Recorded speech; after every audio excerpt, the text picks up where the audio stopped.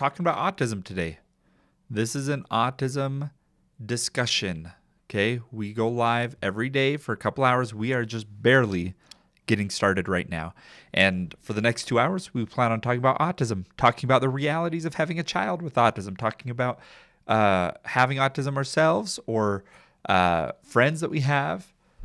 Old Gamer says that I need moderators. I have a few moderators, Old Gamer, and they do a great job. I know usually, if we need more, though, I'll definitely reach out and see who all could help. I appreciate you being here, though, Old Gamer. It was good to talk to you the other day. Hey, Lexi, good to see you. Good to see you. Be tapping that screen, you guys, as we get more people in. I just barely hit start on this live, and so we go live every day for a couple hours, and we are just barely getting started. I'll start today off by sharing some autism news, okay? This one should concern us a little bit. Old Gamer, not me though. That one comment you had made me angry. Oh, got it. What did I say that made you angry? Happy to hear. Happy to hear. The U.S. Food and Drug. Here's some news, okay?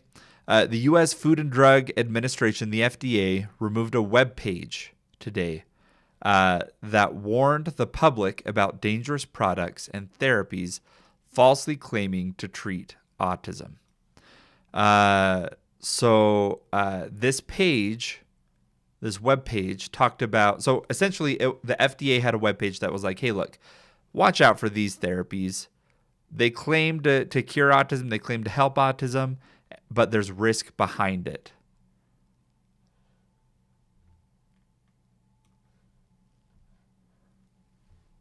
Oh, Old Gamer, not something I said, but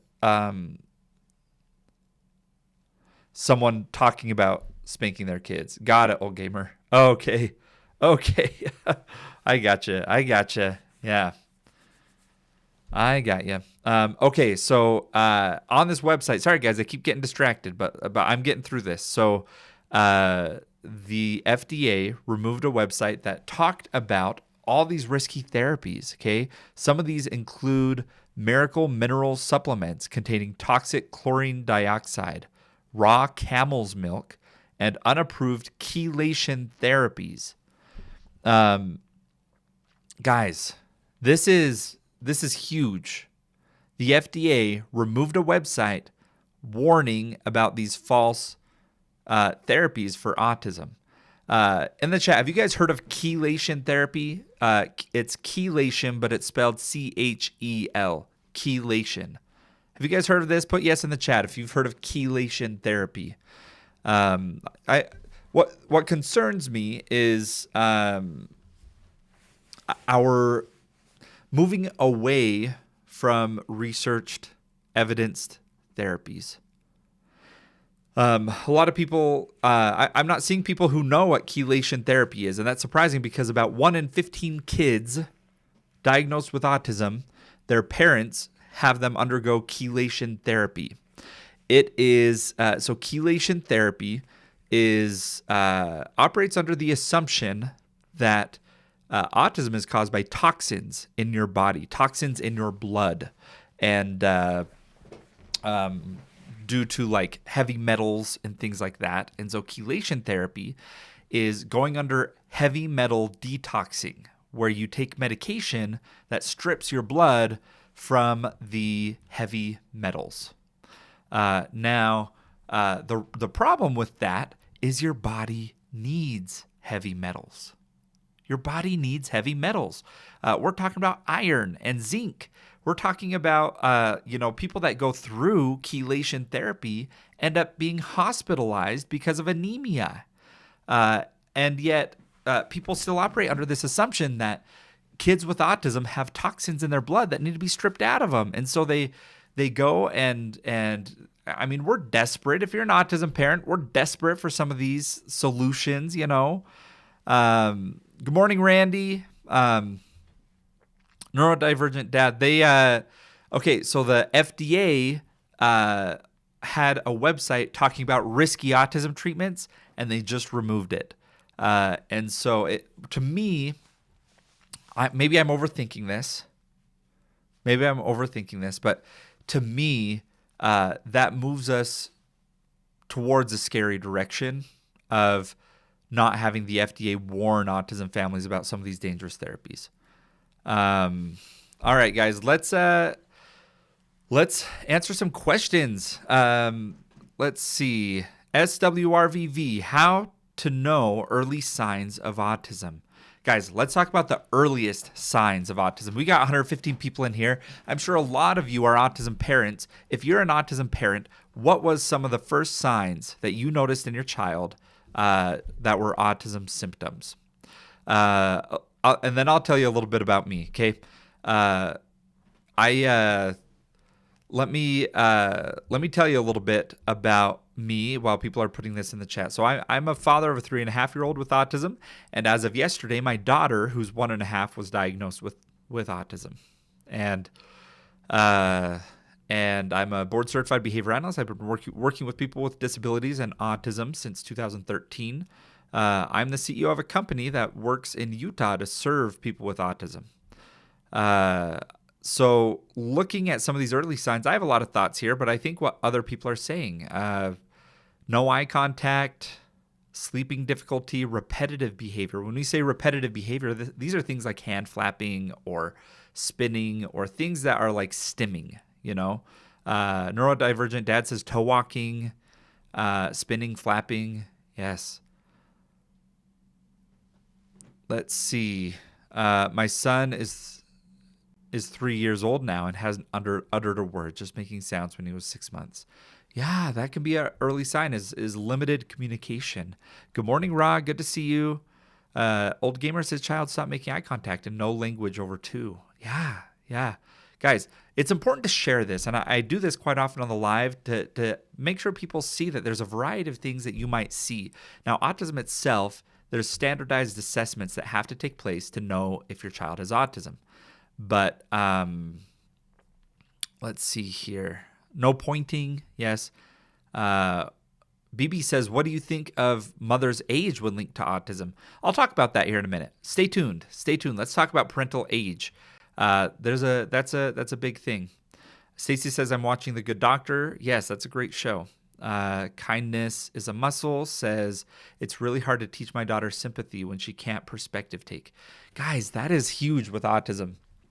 Is teaching empathy. That is a tough skill. It requires an extra degree of making connections in your environment that doesn't always come naturally to people with autism. No fear is a big one. Yeah, I love that. Laura says that she's noticed numerous signs in her 2-year-old twins. It's very hard. Yeah. All right, you guys. Some of the questions, though. What do we think about parental age? Specifically, you asked about the mother's age. Let me start off by just saying with autism, we do know a lot. We know a lot about autism. People like to say we don't know what causes autism, and that's just not true. We know a lot about what goes into causing autism and what risk factors there are. We largely know that autism is genetic, polygenic to be specific, that there are hundreds of genetic components that factor in together that lead to how the brain is developed with regards to autism. They have identified hundreds of genes that are markers for autism. Now, the genes are the blueprint, and sometimes how that blueprint plays out can be impacted by the environment. Now, these are just risk factors, but they can impact how that blueprint, how those genes manifest. And one of those is parental age. But ironically, we as society put a lot of blame on mothers, but the correlation is stronger for older men. And so if the father was an older man over the age of 40, there's a risk factor for autism. But also mother. There's other risk factors as well. There's pollutions. There's wildfire smoke alongside the pollutions. There's traumatic births, premature births, oxygen deficiencies, infections in the mother, things like that. Inian says, is there anything like reverse autism? Do you mean like a condition that's the opposite of autism, or like is there a way to reverse autism? Because autism can't be reversed. It's just the way the brain developed, but it can be supported, and people with autism can grow and can learn and can thrive. Okay. Kier says, I don't think she is. We told them that's not how she normally acts and they don't care. I missed part of that comment, it looks like. Sophia says, my daughter eloped in State Park, went missing for 1.5 hours. We're looking for something to track. Oh my gosh. Sophia, please tell us. Please tell us, Sophia. Is she safe right now? This was previously. You said for 1.5 hours. I'm guessing she's back now, right? Birth says, lies, man. It can very much be reversed. Oh, teach me, Birth. What do I need to do? Do I need to go detox my child from all the poison in his blood? Let me be clear about this, you guys. Autism is the way the child was developed in utero, prenatally and perinatal, referring to at birth. That is how autism was developed. And so to talk about curing autism, you're bringing it up in a way that makes it sound like autism is a disease. It's not a disease. There is not an epidemic of autism. Heavy metals on the brain, mostly from vaccines. Okay, Brith, tell me, why have all the studies with millions of people who have been studied with various vaccination schedules, why has there never been even a correlation found? You say correlation is not causation. I say there's not even a correlation that has ever been detected in any meaningful research body. And if you're saying it's a conspiracy, you're talking about tens of thousands of people involved in doing all of these research studies that are all in on this conspiracy saying that vaccines cause autism. Your bodies need metals, and the amount of metals that are in vaccines, your body could handle every single vaccine on the list that you need throughout your life, and you still would not qualify for heavy metal poisoning. Do you know that? Do you know that? I hope you do, Brith. I hope you knew. You're just wrong. Oh, they're fraudulent, Brith. Okay, they're fraudulent. These studies are just fraudulent out there. There's tens of thousands of people who are in on this conspiracy that vaccines are big pharma is paying us. You're just silly, okay? You're silly. It's silly stuff. Now, let me say this. We are spending so much money on research trying to find a connection between vaccines and autism because people want to find a connection between vaccines and autism when that doesn't exist. Now, my concern with that is there are therapies that can really support autism. And when we put all of our effort into studying things that we already have really solid knowledge on, that is such a waste of resources. We need to continue to research. I love research.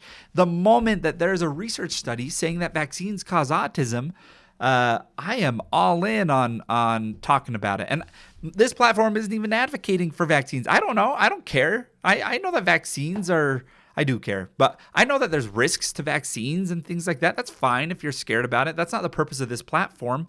I'm not a doctor here. But I will say that I do not tolerate any language that passes blame onto the mother or the parents for causing their child's autism when it's just not the case. This happened yesterday. Yesterday, my daughter was diagnosed with autism. Yesterday. I already had a son diagnosed with autism, but yesterday, my 1.5-year-old was diagnosed with level 2 autism. And someone asked me, do you know what someone asked me? The very first thing, when I said my child is diagnosed with autism, the first thing that she asked me, she said, did you vaccinate your child? Why do you think someone says that? Why do you think someone says, did you vaccinate your child? What they're doing is they're trying to put blame onto the parents. Okay? Look, guys, I get passionate about this, not because I'm trying to push vaccines. Okay? I don't get political on here about the left versus the right. What I do is I I aggressively advocate for the rights of people with disabilities. And any kind of therapy or treatment or conspiracy that harms people with disabilities, I am going to talk about. Laura says, no, man, they're trying to put blame on the vaccines. But who gave the child the vaccines? I still, send me a study. You can do the study. Did you guys know you are allowed to do a study? You can do it. You can go and you can get IRB approval from an institution. You can do your study on vaccines and you can submit it to be published, or you can send it out to people. You are able to do that. Do it. Do it. I have yet to be sent. I tell people every day, send me these studies. Send me a study that says that vaccines cause autism. And no one does because they're not out there. They're not out there. You can do the study, okay? So don't just say, oh, it does, it causes it. Do it.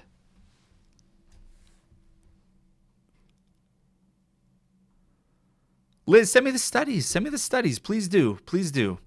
I'm not talking about studies about the harm of vaccines. That's not what I'm talking about here. That's not the purpose of my platform. The purpose of my platform is to talk about people with disabilities, especially autism. That is the purpose of my platform. And we do real harm when we direct our focus onto the wrong things instead of treatment that matters. Someone asked about what I think about occupational therapy and speech therapy. I love it. I love it. Liz, don't say Google it. Send it to me. DM me.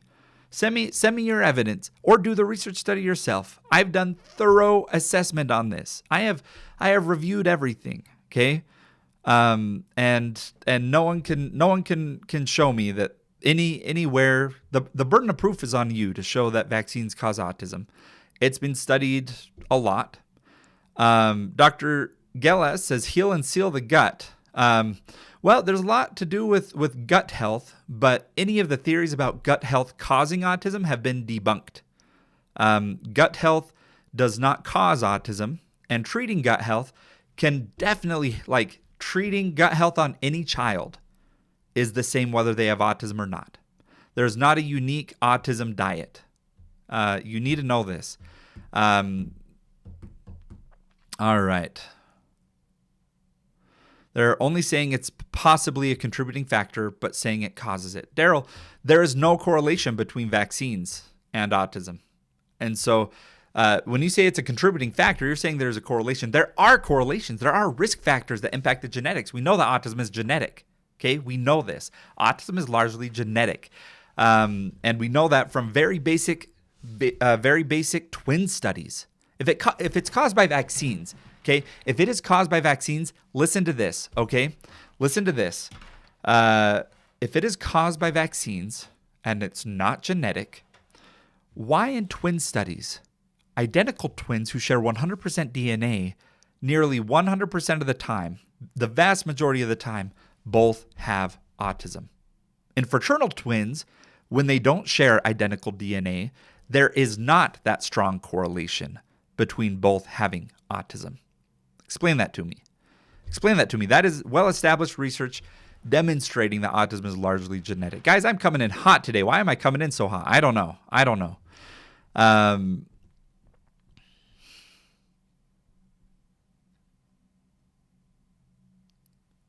Okay. Yei says, what symptoms can I look for at the age of 1.5, please? There's a lot of symptoms, Yei. My daughter was 1.5 when she got diagnosed yesterday. So this is something really, really on my mind right now of spotting those early signs. My son, who was diagnosed, it was so much clearer. He was delayed right from birth. He was delayed. And showed signs of autism. My daughter, though, developed normally, how you would expect a baby to develop. She was responding to her name and everything. Then around 14 months, she began to regress.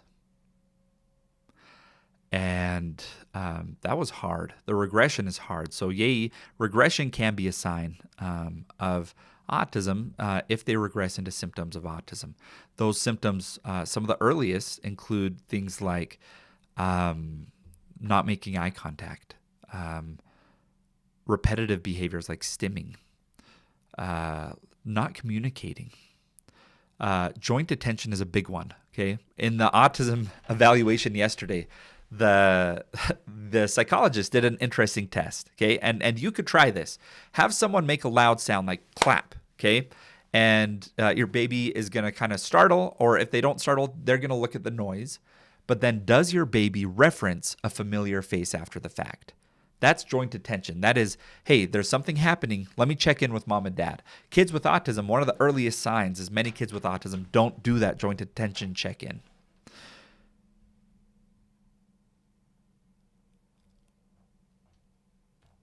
All right, guys. Let me give you a little bit about my background. We don't just talk about vaccines on here. That is something that comes up a lot because there are some strange conspiracies out there that just show that people are ignorant and don't care about people with autism as much as they should. They demand a cure instead of support. But I go live every day for about 2 hours. We talk to real people. This is a support group. You're allowed to disagree with me, and I can disagree with you. But we keep things positive. We keep things optimistic. We're not being rude to each other. Okay. That's kind of the purpose of this. This is not meant to be a debate platform.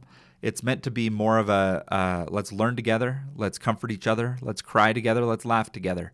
Let's see. I'm curious, of the 450 people in here, I'm curious who is here because they're an autism parent. Put 1 in the chat. If you have autism, put 2 in the chat. Or if you're just here to listen to a good time and learn about autism or be part of that discussion, put 3 in the chat.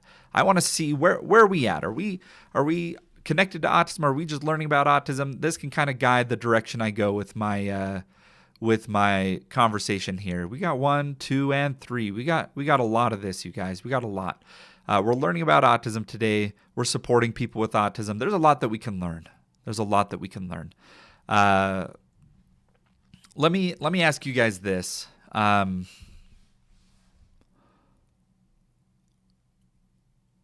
Would you cure your child's autism?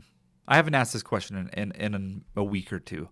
Would you cure your child's autism? And this, I think it gives perspective to people who are here to just learn. Okay, autism can be extremely challenging.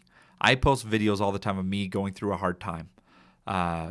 Just the other day, I kind of had a breakdown. I recorded a video of myself for my therapist, and I felt like people could connect to it and relate to it, and I posted it. Having a child with autism is hard. But it's kind of a trick question. I appreciate everybody's honest answers here, and this is a judgment-free zone. Okay. There's a lot of challenges out there that I think all of us agree we would cure. I would cure my son's inability to speak. I would cure my daughter's inability to speak. They have so much to say, and I feel like they're trapped without being able to say it. I would cure how loud the world feels to them. But there's a lot with autism that make them who they are. I love my kids so much, and I posted a video yesterday of my kid saying, kind of playing on this thing of people say, "Oh, sorry, your kid has autism," and I go and I say, I'm not sorry my kid has autism, and I show these beautiful moments with my son, and I always get these comments. A comment from another fellow autism mom that's like, "Yeah, you just don't get it. Your son's easy, and mine has all these problems." And I haven't responded yet. I haven't found the words to say it. But the autistic brain is beautiful. The way that people with autism see the world is beautiful. My children do have high support needs.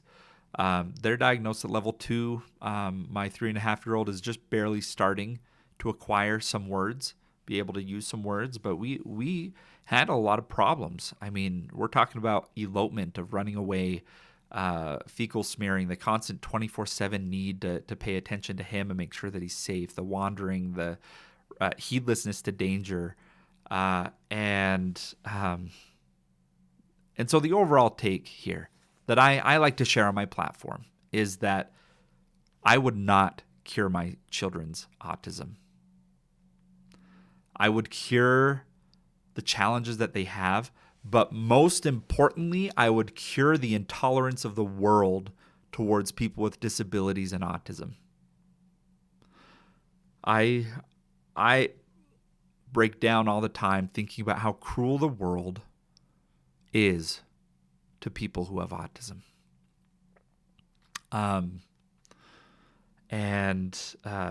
We both things can be true, that my child needs support. I want to support all of this, but also my child is beautiful the way they are, and I love them.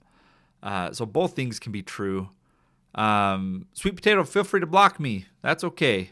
If you're seeing my face, it's because you've been interacting. You just commented again, and so you are going to see a bit more of me, and that's okay.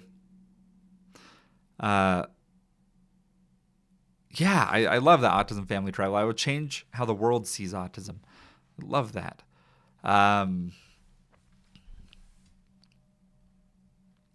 The biggest takeaway from all of that, though, is autism is not something that can be cured. It's not a poison in the body. It is not a matter of gut health. It is not a matter of, all of these things that people push as miracle cures. Autism is genetic, and it's how the brain developed in utero. It's already autistic. Your child was born autistic. And it's not at the point of curing it. We should look at these risk factors that we find. Every risk factor we find, we should take seriously and address it. I mean, parental age is a big one. The wildfire smoke, pollution. I mean, all of these things are big things that we should look at and address. But your child doesn't catch autism later in life. And you can't detox from autism. You can't cure your gut health away from autism. But I can say that that fiber and gut health is important. All the nutrition stuff, it's important, but it's not different because your kid has autism. It's not different because your kid has autism. All right, guys, let's look at some questions here. I know I get off on some rants, but I do like to look at these questions.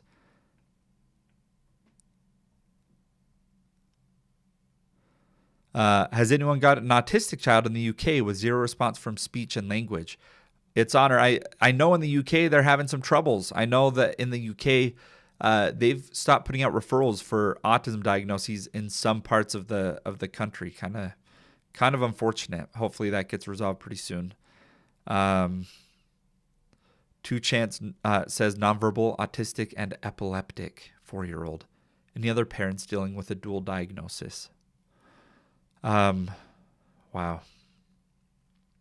For all those that put 3 in the chat that are here to just learn, I know you're here because sometimes I get passionate. I talk about vaccines. I talk about crazy ideas that you disagree with, but Two Chance is the real deal. Okay, this is why I go live here. It's because of parents like Two Chance who have a child who has autism and a child with epilepsy. Two Chance, stick around. You'll hear from Amy, who at some point you'll see her around, and she has a child similar situation for sure. This is a wonderful community. Okay, wonderful community. There are people that have that comorbid diagnosis. Ree says, what do you think the cause of autism is? I have an 8-year-old autistic daughter. Well, I can tell you what the cause isn't, Rye. I want you to be very confident knowing that you did not cause your child's autism. As a parent of a child with autism, you worry about your child 24/7. It is difficult. It is challenging. The burnout is there. And the last thing you need to carry on your shoulders is the guilt of you feeling like you did anything wrong. There was nothing within your control to be able to prevent this. And all that we need right now is support. Can you explain the difference in between needing level 3 support and intellectual disability? Yeah, that's a good point.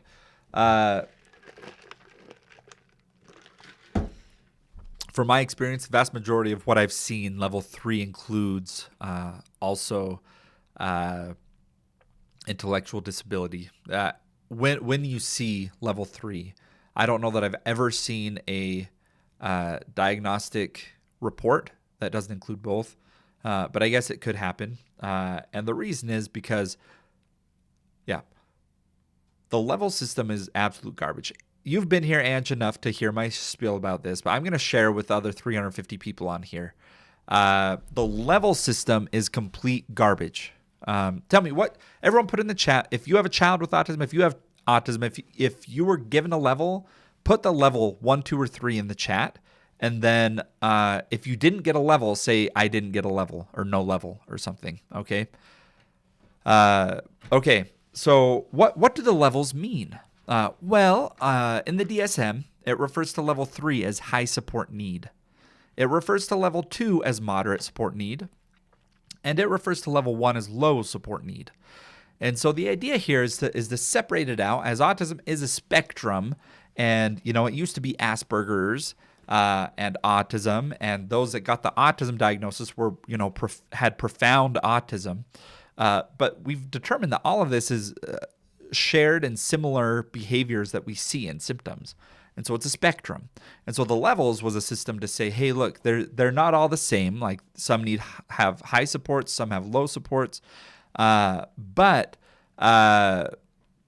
here's the problem with it. In the DSM, there was no standardized test to determine what the levels are. Did you know that the psychologist diagnosing your child with autism doesn't do it the same way as their psychologist peer? Not all psychologists do it the same way. They don't base it off of IQ. They don't base it off of the results of the Vineland or the results of the ADOS. They are honestly, all that they do is they say, oh, in my gut, like this feels like level 2. I talked to the psychologist just yesterday about it who diagnosed my daughter with level 2 autism. And she has extreme concerns with it. She says she knows people that that very much do it differently than her. That level 2 to her is not the same as level 2 to another psychologist. And so my biggest problem with the level system, okay, it can be helpful to get a rough gauge of what level of support your child needs. However, I see parents every day who what they do is they hold on to that level as though it's their child's identity. They hold on to that level as though like that is the future that their child has, and they hold themselves back. They say, oh, my child's level 2. He's not going to be able to go to college. Well, your kid's also 2 years old and in early intervention getting 30 hours a week of ABA. Like your child has an incredible chance at being able to go to college. So don't doubt your child's abilities based on the level. The level is just a snapshot in time, and it's completely biased and just up to the decision of the clinician. All right, guys, let's keep talking here. If you're new here, hit me a follow. I go live every day for a couple hours. Usually I bring up some guests. We'll probably get there at some point. But we bring up guests. We talk about autism. We cry together. We laugh together. And my background is I'm an autism dad. I have a 3.5-year-old son with autism. I have a 1.5-year-old daughter diagnosed just yesterday with autism. I've been a board certified behavior analyst working with people with autism, doing ABA therapy since 2013 is when I started in that field. And then I am currently the CEO of a company in Utah that provides autism services throughout the state of Utah. But I love coming up here every day. I love the positivity. My lives tend to be extremely positive until I get into some of these conspiracies that I do sometimes. But make sure you're following me so you can see me go live next time. Vindy, you're saying also advice for a BCBA student. Yeah, I'm actually the founder of ABA Wizard. Have you ever heard of ABA Wizard? It's about 80% of all BCBAs go through my study resources to prepare for the exam. I made that about 8 years ago.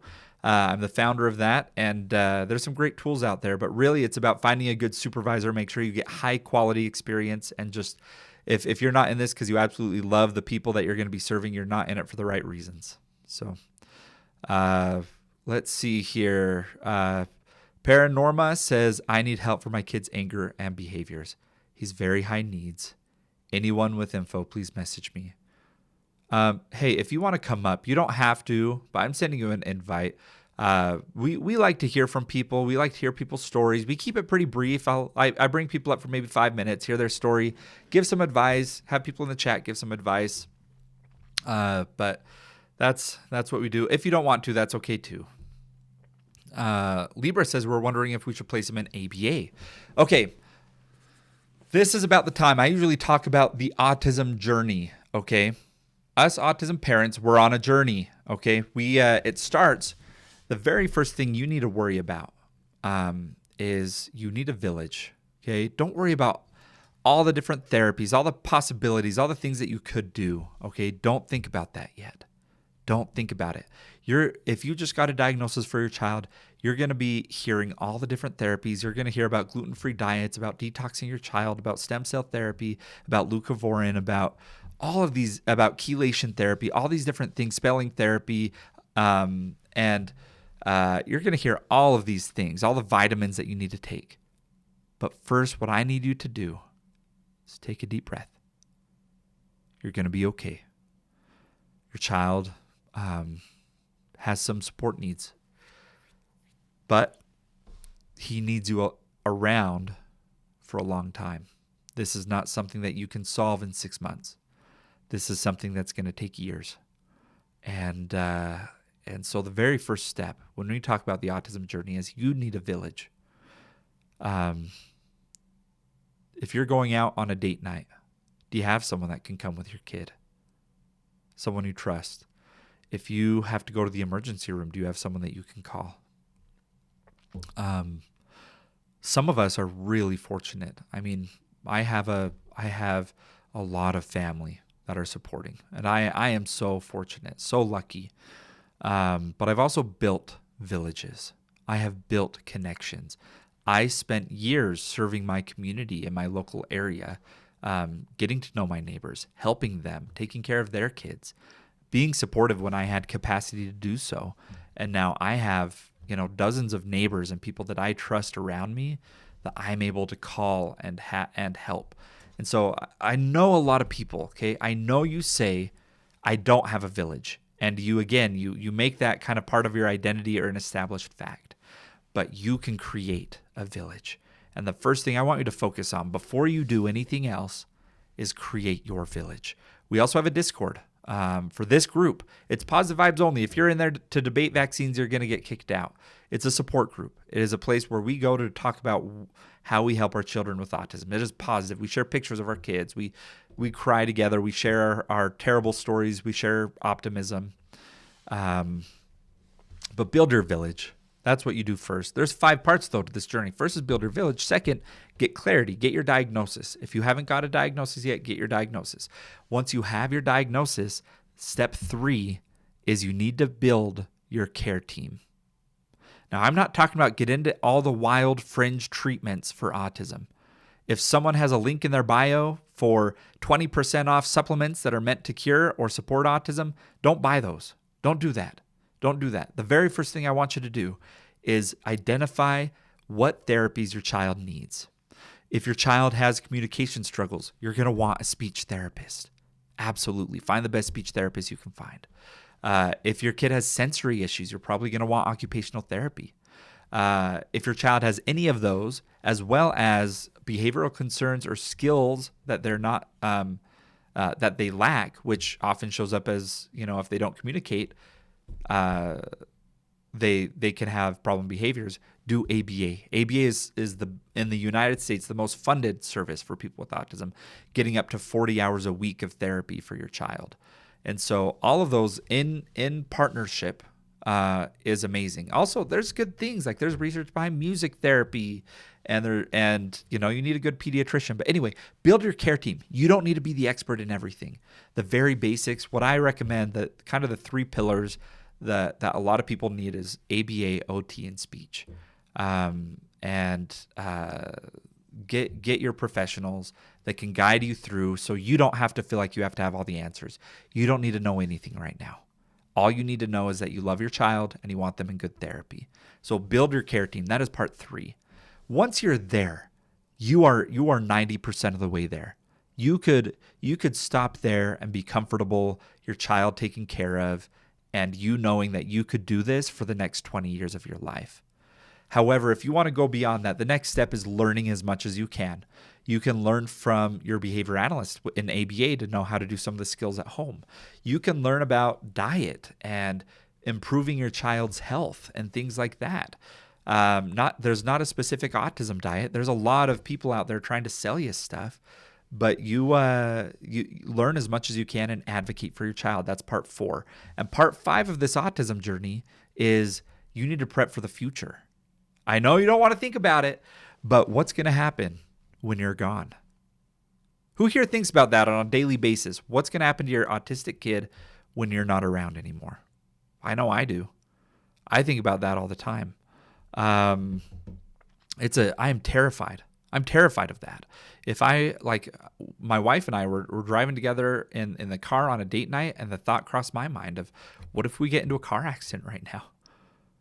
What's going to happen to my children, especially those with autism who have high supports? And so part 5 of this journey is preparing for that future. You need to be applying for your state waiver for long-term supports. Do that now. In Utah, that can be a 10 to 20 year wait list to get off. And that way, if you pass away, you have a group of services that are able to support your child long term. There are bank accounts specific for people with disabilities.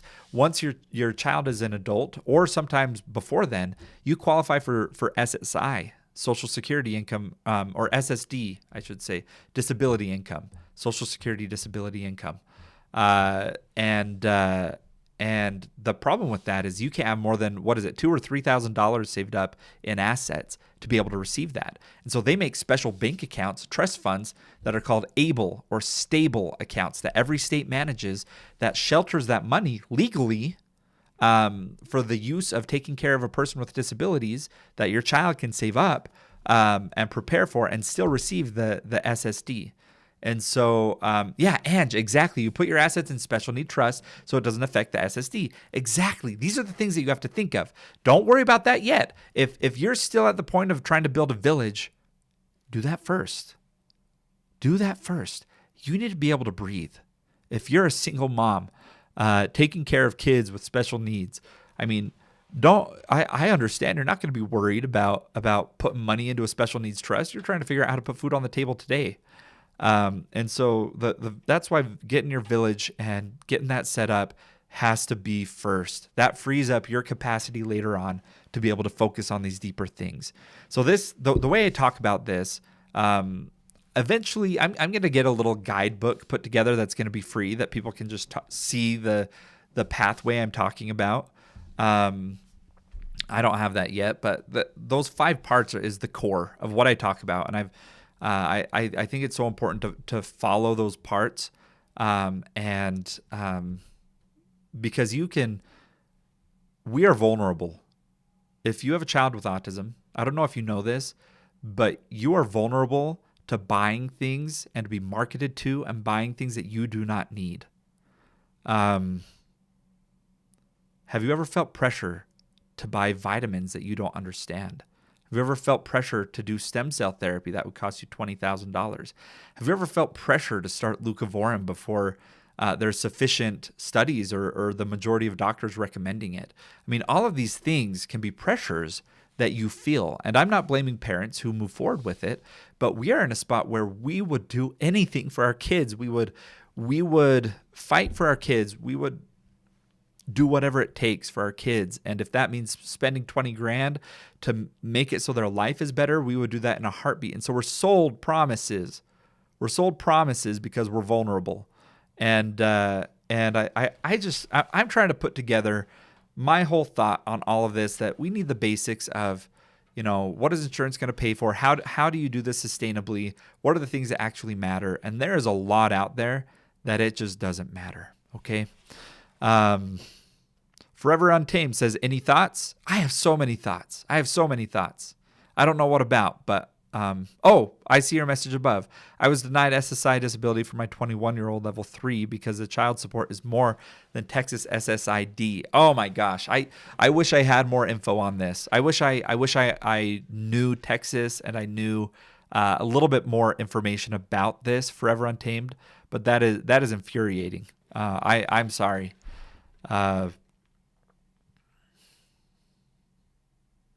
Melissa says, finally getting the support for my son after fighting against insurance not covering services. Oh.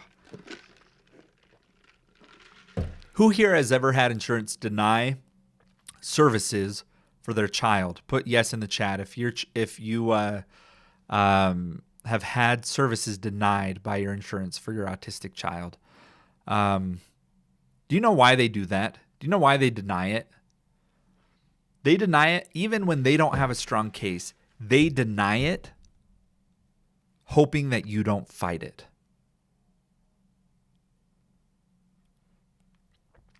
They deny it because they're hoping you don't fight it. You have to fight. My insurance denied my child's ABA therapy just last month. And oh boy, they did not see me coming. I will fight whatever it takes to get my kid the services that they need. I'm seeing someone who asked, help me understand why people with autism get so aggressive and so upset. Let me help with this because I think it's important. If you fall into the category of you're here to just learn, or if you're a parent, I think it's good to have this understanding. But what is going on inside of the autistic brain? What is going on inside of the autistic brain? This is something I want to really make sure we all understand, because we do know a lot about this. We know that babies, when they are born, they go through a process called pruning, where the world is so loud, everything is going on. There's lights, there's their clothes, there's sounds, there's everything. But pruning happens usually while a kid is sleeping, and the brain disconnects all of those irrelevant connections, synapses that the brain has, and it makes it so a toddler, is able to focus on the parent and not focus on the sound going on in the background. Kids with autism, it has been identified that they do not prune as effectively at times, meaning that those synapses of all the lights and all the noises and everything are just as loud on their brain as you talking to them. So imagine, like right now, you don't feel your sock on your shoe, you don't feel your glasses on your face, you don't hear the ceiling fan going on right now. There's so much going on in the background that you don't pay attention to. But for someone with autism, that's all they hear. And so you wonder why they get upset. It's because the world is so loud. And that's just one. I mean, another reason is lack of communication. If you can't communicate your needs, that behavior is why, oh, you're fine, Lexi. Don't worry about it. That behavior is all they can do to communicate.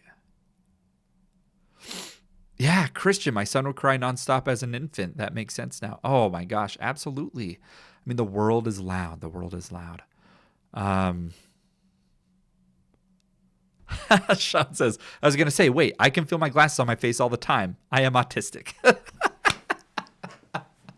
That is amazing. Like, the neurotypical brain filters these things out. Like, we don't feel the clothes on our body. We don't feel the glasses on our face. We don't hear the noises in the background as we go about our day until you call attention to it.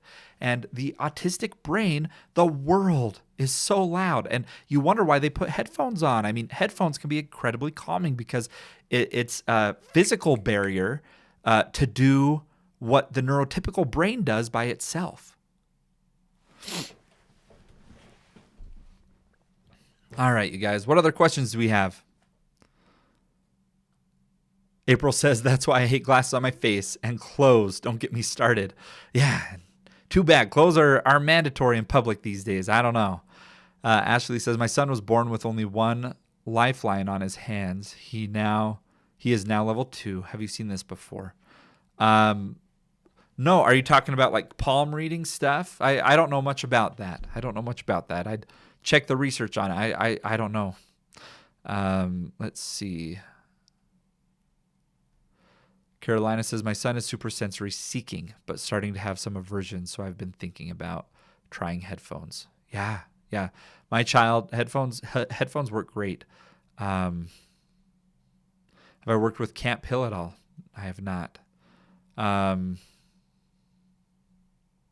Nicole says, wearing shirt without a tank top is so wrong. I can't do it. The feel of a shirt alone is just a no. Fascinating. My son lives in shorts. Yeah, my kid has to have long sleeves on. If you look at all of my videos, he's always wearing a sweater. Because if he doesn't, or if he doesn't have sweatpants, he has a really hard time. He needs all of his body being consistently touched by his clothes.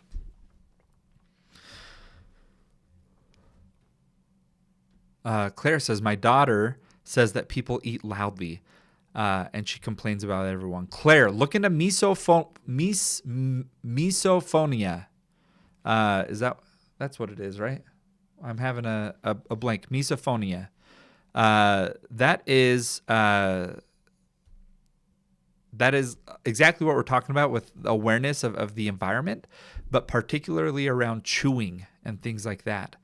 My son is funny. You know how we filter out, like when people sniff or people say or people cough, our brains don't really think about it. My son, that is all he hears. So we'll be in church, right? It's silent. Someone's up at the front pulpit talking, and someone in the back around us does a cough. My son copies and imitates that sound and coughs. And so every little sound he hears, he has to imitate. Sometimes words, but a lot of times it's those things that we don't pay attention to. It's the it's the laughing, it's the things like that. So my son cannot have people crossing their legs. He'll go up and uncross them. Oh my gosh, the order, right? Like lining things up, and this is what, okay, I love the autistic brain. I really do. Their need for order is incredible. I mean, the need for putting things in the way that they should be, sorting and organizing. And yeah, like maybe the crossed legs bother them, but they're just trying to make sure everyone is looking consistent. You know what I mean? Sneezing is a pre-trigger for my son. Interesting. I have to be like, son, we can't do that to strangers. Oh my gosh. Oh, that's good. That's good. My son laughs too hard and too loud at things. Oh, that's a good problem. I like happy kids. I like a good laugh. Vanessa says my son would go into the stores and organize their teddy bears. Oh, I love our kids. You guys. I love our kids. This is the whole thing I was talking about at the beginning, that like when someone says, "Oh, your son has autism, I'm so sorry," that I now respond with, "I'm not. My kid is amazing. He's beautiful. His brain is beautiful. And it is difficult to support him, and I could use your help. I could use your support, but I'm not sorry. I love my kid, and he's beautiful." Tara says, "Your kid's high functioning?" Well, it depends what you mean by high functioning. That's kind of a general term. My son has really high support needs. He only knows a few words. He's 3.5 years old. Struggles to communicate his wants and needs. Engages in some problem behavior like elopement, some fecal smearing, not toilet trained. I mean, there are some pretty high support needs. He has sensory meltdowns when things are too loud and or when there's changes. So I think every person with autism, I also want us to be careful. If you have a child that's level 1 or level 2, level 3, that doesn't necessarily mean we know what the other people are experiencing, but really every kid with autism is different. Their support needs are different, and you feeling like your experience is harder than someone else's, just be careful expressing that. I hear it a lot in the autism community. We're in this together. And the kind of attitude that's like, oh, my son is level 3, you level 1 parents will never understand. That's not helpful. Like, I understand your child has unique needs, but you're also not going to understand what the level 1 family is going to go through. And even if someone has it harder, we're all struggling. We're all trying to do this right. And thank you, April. Yep, high functioning has been removed. Unmasking autism kind of did that. I don't like the term high functioning. It's even high masking. I don't know if that's necessarily the clinical term. A lot of times it's referred to as support needs. But yeah, very interesting.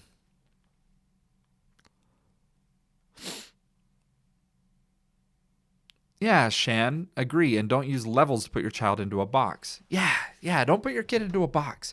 They are more than that identity, you guys. They are so much more than that identity. Paige says, my daughter has no filter, will be brutally honest in any social setting. Guys, I want to know, what are your least favorite things that other people say to you? The things that they think they're being helpful, they think they're being kind, but to you it's either offensive or it's something that bothers you that people say to you about your kid. What is it for you? I'll tell you about mine. Carolina, that's a big one. Every child does that. Mick says she'll get there eventually. Every child does that, or like, he doesn't look autistic. It dismisses your child's support needs is what that does. It says, hey, look, every child has problems. You're not different. It's dismissive, you know? Let's see, what else? That when they tell me how hard I have it, they mean well. Yeah, Nicole, I don't like that either. They will grow out of it. Oh my gosh. Yeah, that's frustrating. Lexi says that they don't understand, especially they don't understand how you do it. Like, I don't like it when people say that. He is just spoiled. Oh, Christian. Oh my gosh. Have people told you that? People have implied that to me before. And yeah, I don't like that. Ange, if you pray hard enough, God can fix him. Oh my gosh. Yeah. I hate that. And I'm a religious guy, okay? I'm a pretty religious guy. I don't talk about religion here, but man, the moment that you start talking about how it's, something that needs to be cured through prayer or something like that, that's frustrating. Maybe he needs more discipline. Oh, that's a good one. Oh, I hate that. Thank you for sharing that one. She'll get there eventually. Yeah, I hear that one. Every child does that.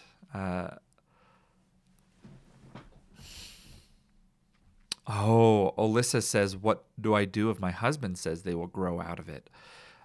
See, my problem with saying they'll grow out of it is it implies that there's nothing you can do right now. They don't grow out of it. They're supported through it. That's what I would tell him. It's not something to be grown out of. Their brain is different, and they need to be supported through their childhood. That's what I would say. Emmy says, how long will it take for my son to speak?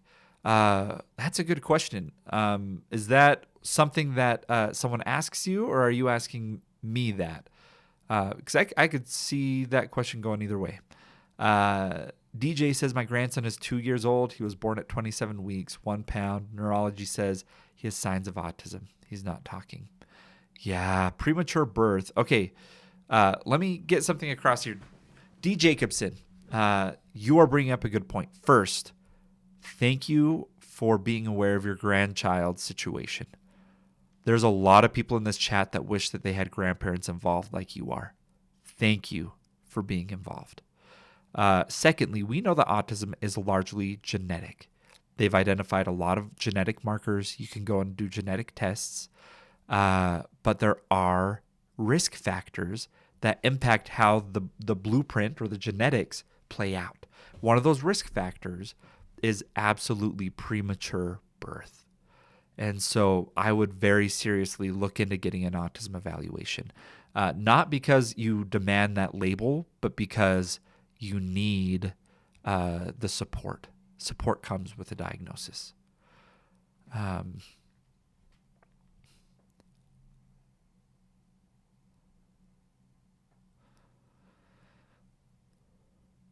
Jamie says, I am usually able to keep my cool, but sometimes I just want to break down and cry. I've tried to create a safe space, Jamie. Have you seen my posts? I don't try to make up situations where I'm fake crying, but I definitely, I did this before I was on TikTok. I started TikTok about 6 weeks ago. Before that, I still did this where I would film myself talking and kind of digesting through my thoughts.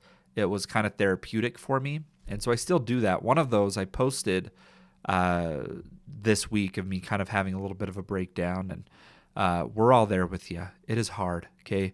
We're all here with you on that. It's okay to cry. Yeah.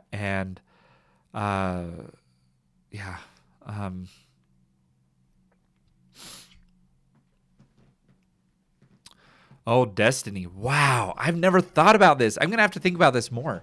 Do you think that adults seeking diagnoses are keeping children from getting their resources? I could see an argument for that, actually. I didn't think I would say this. Let me think on that. Interesting question, Destiny. Very interesting. How long? Here's a question. If you got a diagnosis for your child, how long was the wait list? Put it in the chat. How long was the wait list for you guys to get your children diagnosed? What happened to me with my son was that he got put on a wait list. After 6 months, we got called in. We met with a pediatric developmental specialist who met with us for an hour and then told us, I thought I was walking away with a diagnosis for my son in that appointment. After the hour, said, your son definitely has autism, but this was not a scheduled appointment to be able to do the ADOS. And so we actually need to, what this was is determining if you can go on our real wait list, which is over a year-long wait. So after waiting 6 months, thinking I was on the wait list, and then going to the appointment thinking we were walking home with a diagnosis, we found out that it was going to be at least another year. And so we went out and we made it happen elsewhere, and it took us a couple months after that. But I'm seeing a lot of long wait lists here of people sharing this. 6 years, 1 year, 6 months, 3 years, 18 years. Oh my goodness, over 1 year, 1 year wait list. 1 year, it was during the pandemic. 2 months.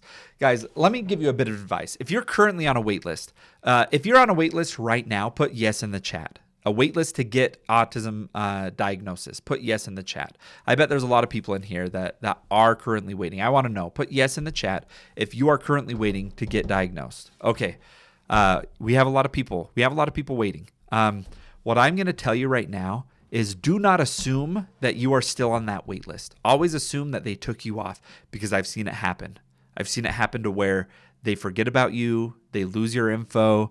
If you haven't heard from them in a month, you're not on a wait list, and you need to do everything you can to call every psychologist you can to get on a wait list. Okay, please get on those wait lists. Mary says we were diagnosed with provisional autism. What is that? Are you in the United States? I'm not familiar. Let me. To me, it sounds like they didn't feel confident giving the full diagnosis, and they made up a diagnosis to give you. Let me look. I learn new things every day.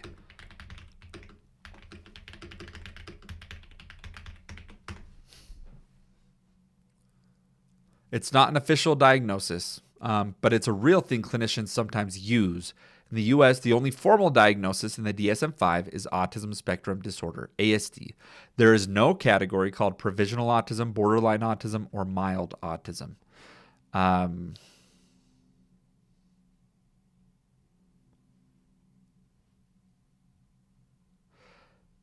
Basically, it usually means, based on what we see right now, this child likely meets criteria for autism, but we need more time, information, or observation to confirm. Temporary working diagnosis. Here's the hard thing. Why? Why do that? Why deny the child the services that they need? They're not helping. It doesn't hurt a child to have that label on them. It supports them. And so it's not helpful. I'm not a fan of that. I don't like that. is assessment and diagnosis the same? Sophia, no.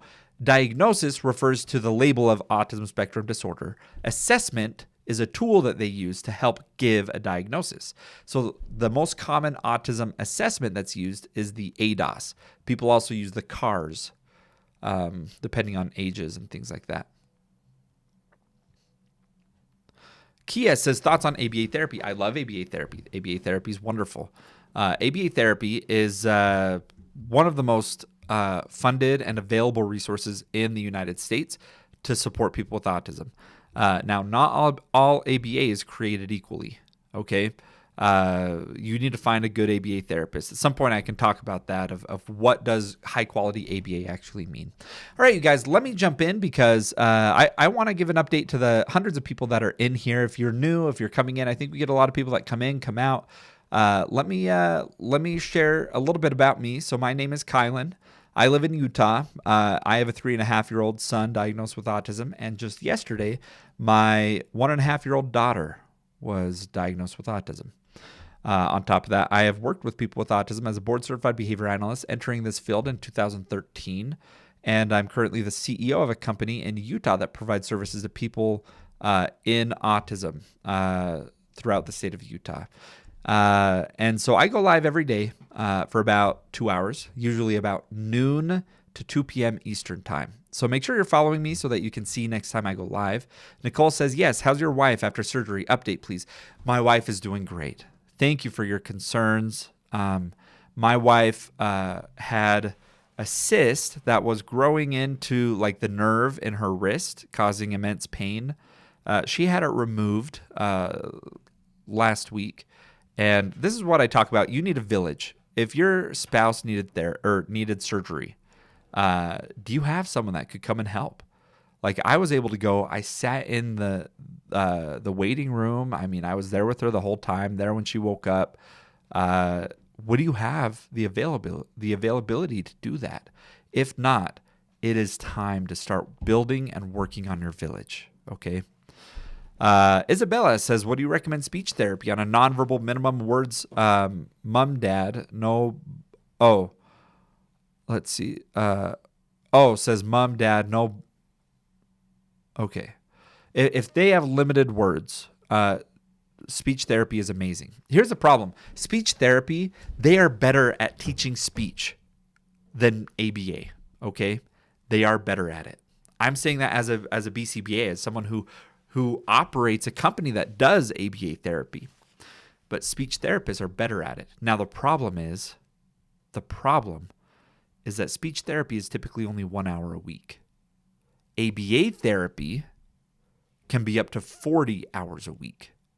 Now, what that means is you don't just need ABA, you don't just need speech therapy, you need care teams that are willing to work together. Speech also doesn't address problem behaviors. Yeah, good point. So what I'm saying here, though, is in the perfect world, your speech therapist and the ABA, they align their goals together so they can work together. So those 30 hours, 40 hours a week that you're doing with your kid can also be working on some of those speech goals that the speech therapist is working on, but can fall into ABA therapy. ABA is applied behavior analysis. It is probably the most funded service for people with autism right now.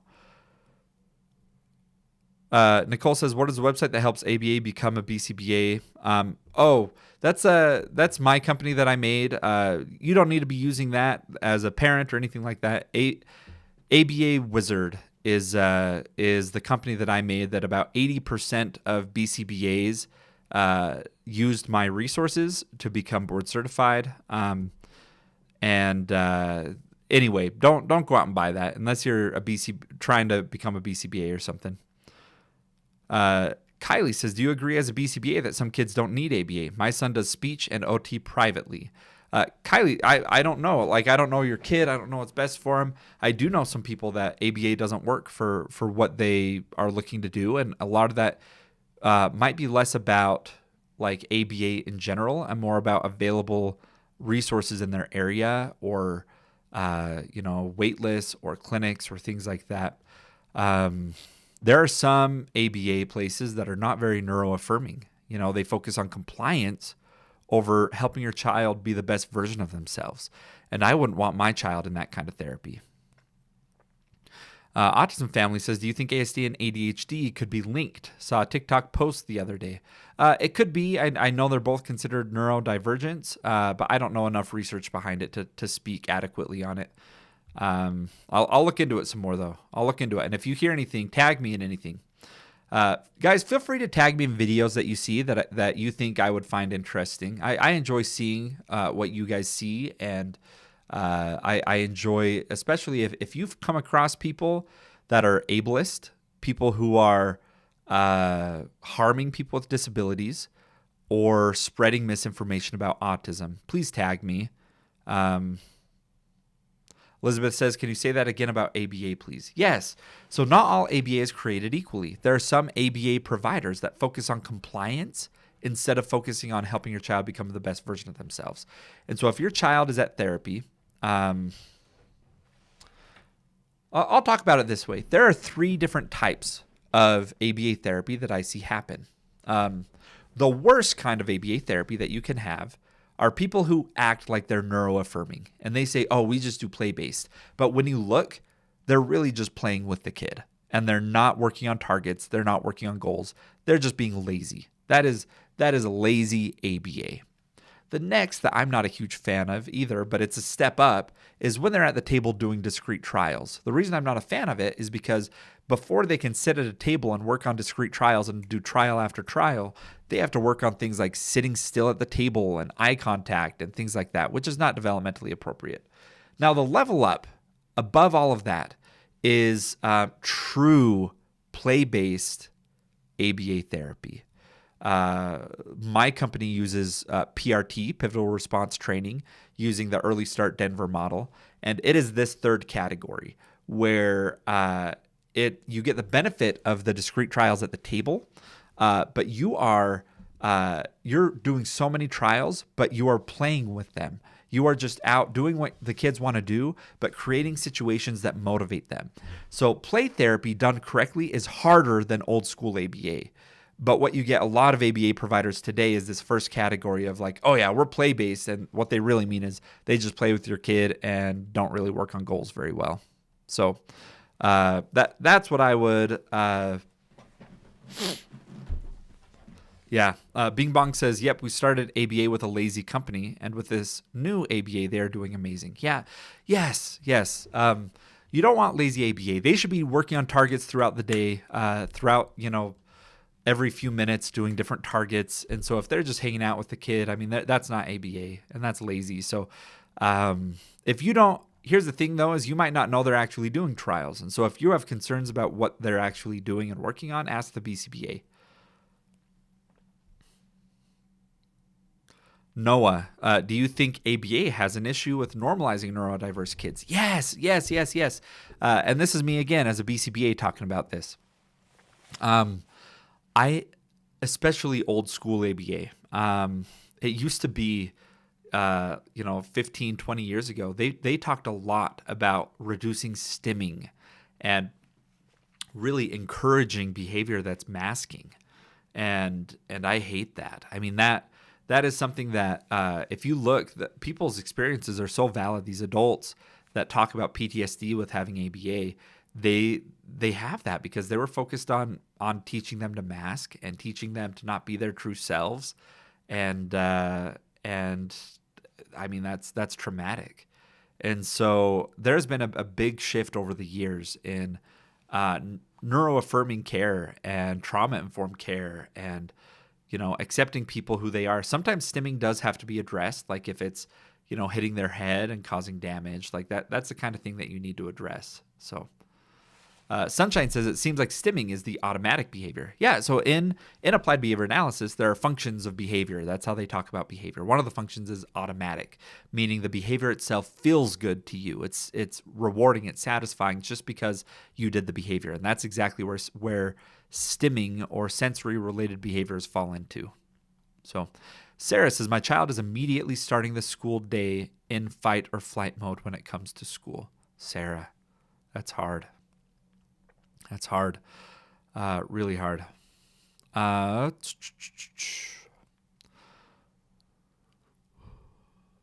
What about stimming that distracts them from focusing or the task at hand? I would kind of question it that it's actually distracting.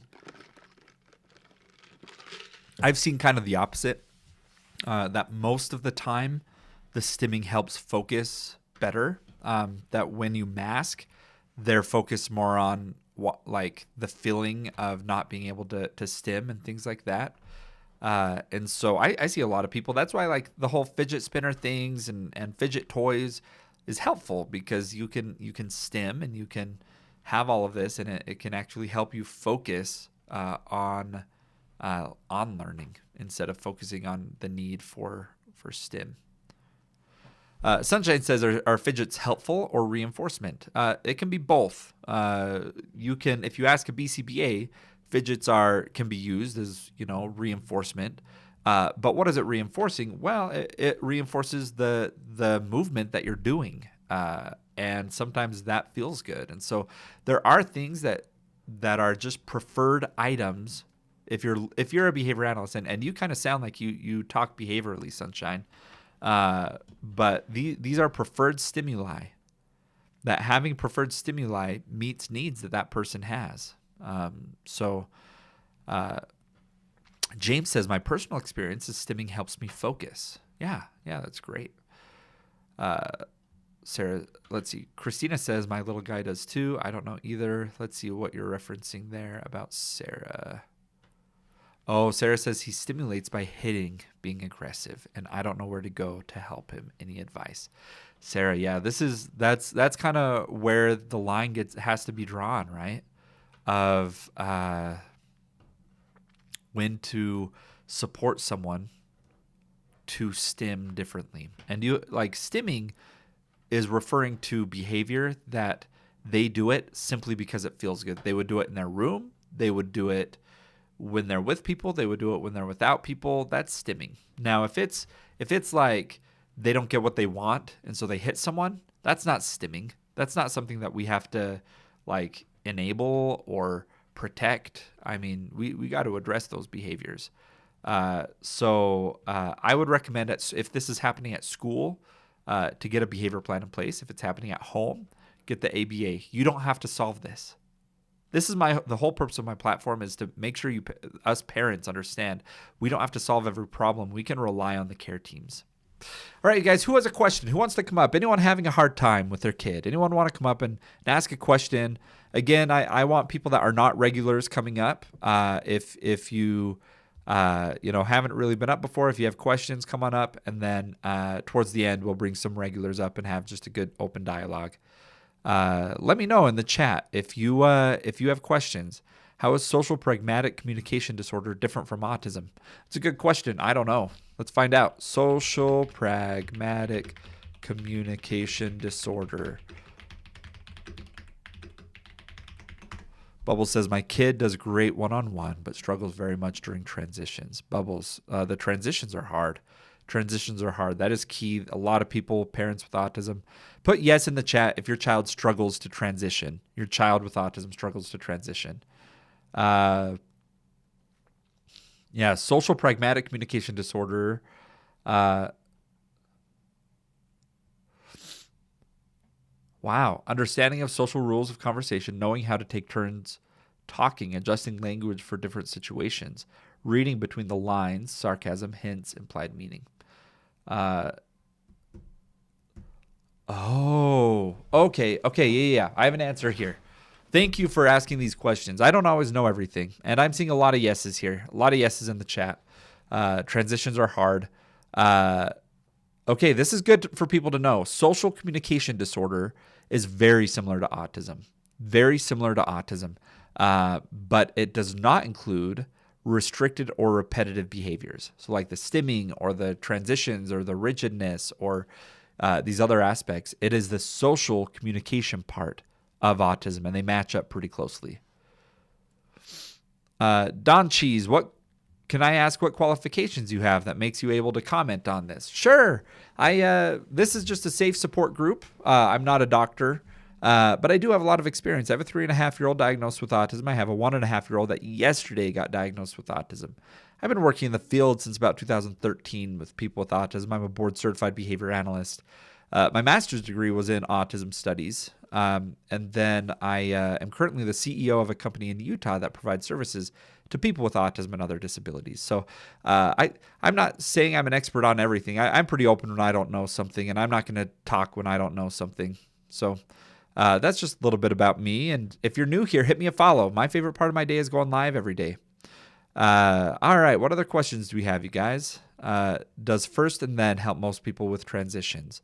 It can. There's also another strategy. Can I teach you guys something cool to help with transitions? This is called the high P, low P request sequence. Has anyone heard about this? Has anyone heard about the drop the mic autism family? Thank you. That's funny. Okay. So the high P, low P request sequence. This is magic. Okay. This is better than any vitamin that you're gonna give your child. Okay. This is a strategy that people use all the time in behavior analysis. And what it entails is when you know that you're going to have your child do something that they don't want to do, there's an easy way to help them transition to it. And try it with your child today, okay? It's very simple. Here's what you do. First, you do 3 to 5 things that your child enjoys. These are quick things. It's like, give me high five, boom, high five. Jump in the air, yay, good job. And you say good job after every little one. And you do 3 to 5 things. This should take 10 seconds, right? Just quick little things that your kid loves to do. You're getting the momentum going. This is behavior momentum, right? You get them moving. You say, spin in a circle, jump up and down. You do 3 to 5 things that they enjoy to do. And then you present them with the thing that they don't want to do. This doesn't apply, Isabella, to children who cannot communicate yet. This is like if they can't give you a high five, if they can't jump in the air, if there's not things that they can do and they don't understand the thing you're going to ask them to do, this doesn't apply. But this is for the kid who doesn't want to go out into the car. This is the kid who doesn't want to go into bed. Okay. I do this with my kids all the time. So let's say it's time to go brush your teeth, okay? And my kid hates brushing his teeth. What I'm going to do is I say, all right, stand up. And he stands up. And I say, okay, do a big jump. And I jump. And then he jumps. I say, good job. Okay, give me high five. High five. Psh, good job. Okay, now let's run into the bathroom. Let's go brush your teeth. And you get them going, okay? And when you do that, it's called behavioral momentum, and you're kind of building up the excitement and their obedience to be able to then more easily transition to something. So give it a try. Give it a try, okay? It can work for eating. It can work for eating. It's not a perfect solution, but the big thing here is that doesn't help ongoing. That's a one-time fix. You don't want to have to do that every time you have to ask your kid to do something hard. So the idea here is you do that first, and then the moment they do the thing that they don't like to do, that's when the real reinforcement comes in. They get tickles, they get hugs, they get praise. So yeah, try it, guys. Come back and report. And if it doesn't work the first time, try it again. Try it again a few times. It's a really cool strategy. Really cool strategy. All right, everybody. What other questions do we have today? Any tips for new BCBA? I'm an autism mom, but very scared to actually get in the field, but I want to. Jasmine, are you a BCBA? Or are you in training to become a BCBA? Look, you're an autism mom, and if you're also a BCBA, you have so much you can offer people, okay? If you're a BCBA, that means that you had thousands of hours of experience. We all have. Okay, you're in training, so my recommendation to you is be the kind of BCBA you would want to have yourself. Learn all the things that you wish the professional working with your child knew. I actually hold that belief with my company. I only hire people that I would trust working with my own child. And if I wouldn't trust them, I'm not going to have them working at my company, because everyone else that we serve deserve the same as what my kid can get. So, be the BCBA, be the professional that you would want for your own child. Obviously, you can't be the BCBA for your own child, but. All right. Europa, struggling struggling swallow food and have autism. Yeah, okay. With that one, that is scary. The risk of aspirating, of choking, is terrifying. And so please, seek therapy for it. What comes to my mind is this is going to be a speech therapist that specializes in feeding therapy. And I say this because speech therapists have a lot more specialization in the actual muscles and movements of the mouth than ABA or OT. So for those who don't know, eating therapy is a category referring to people who are either speech therapists, occupational therapists, physical therapists, or ABA therapists who have specific training in feeding. And so that's my recommendation. That's one of those, I don't want to give too much advice over live, just because it's such a sensitive thing with choking. But there's a lot that they can do, that they can help with. They can work on slowing down with eating. They can help on, building those muscles up. Yeah.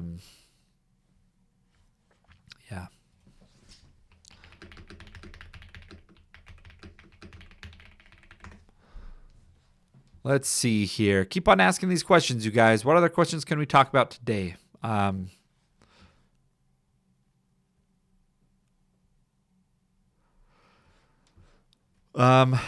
Let's see. Noah, I see your question. What do you think about the social model of disability? Pretty much saying like disability doesn't exist and it's just like environment causes it. Is that the overall belief behind it? Educate me, Noah. I'd love to hear a little bit about it, of what that is. Rogue says, what is your take on the, I'm guessing, telepathy tapes? Oh no, we don't talk about this one very much here, but I'm happy to. Put yes in the chat if you listen to telepathy tapes. Put yes in the chat if you listen to telepathy tapes. Curious. Or no if you haven't. Interesting stuff. And I don't want to invalidate people's lived experiences, but I have concerns around the spelling therapy that is around the premise of this podcast.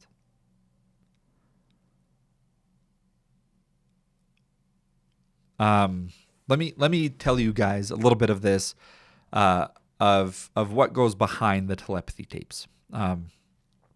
And I'm okay with people asking questions, but my problem with telepathy tapes is they're sharing a pseudoscientific model in a way that makes it sound like, in a way that takes away our children's voices.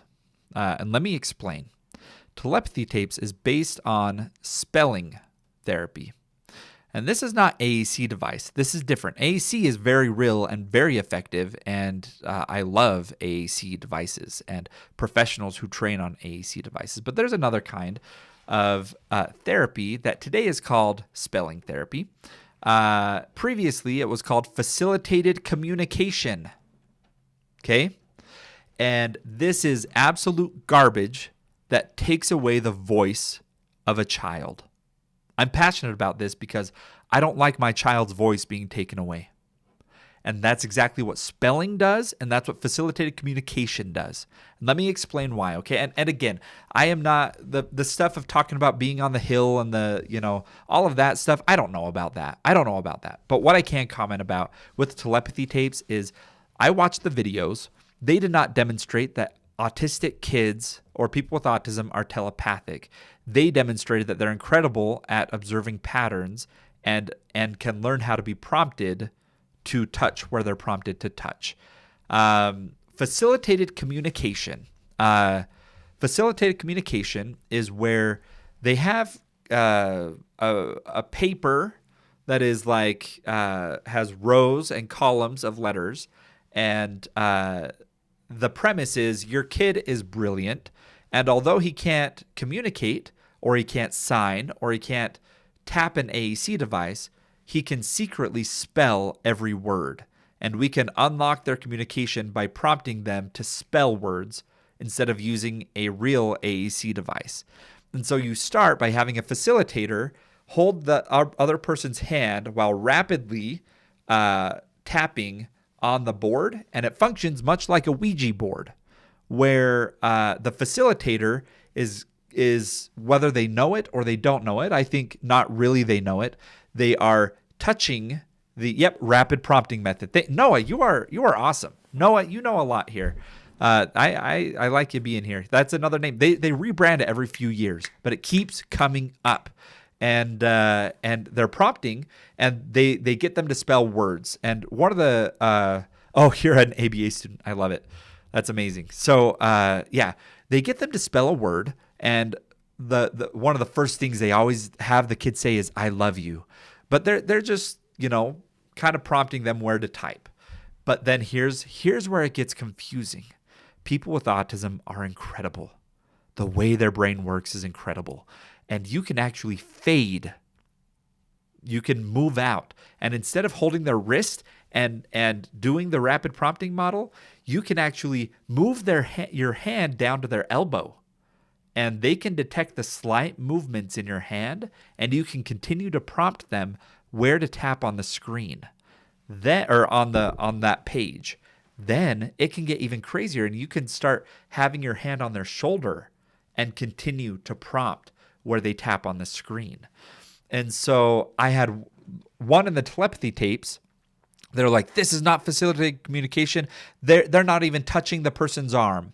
And I watched the video, and what they were doing is the mom had her hand on the child's head and was going like this to the child's head while they were typing and prompting the person where to tap on the letters.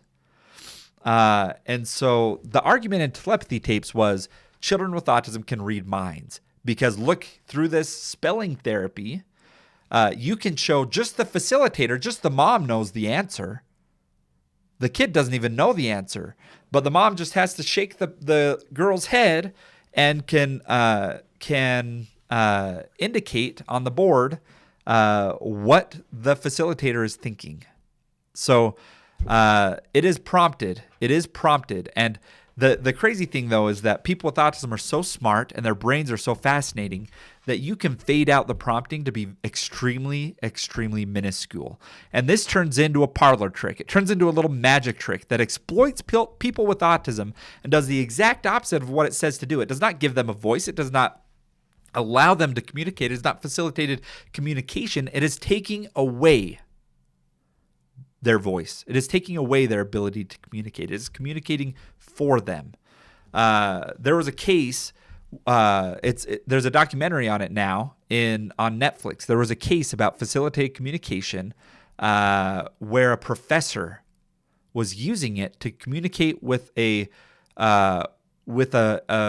severely disabled man with cerebral palsy who could not communicate, and she used it to enter into a consensual, but it was non-consensual relationship with this disabled man.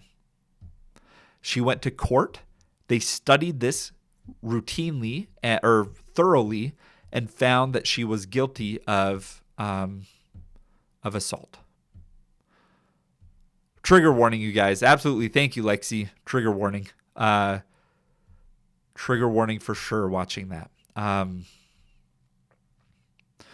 But any kind of therapy that takes our kids' voice away, that makes them, if it sounds too good to be true, you guys, it is.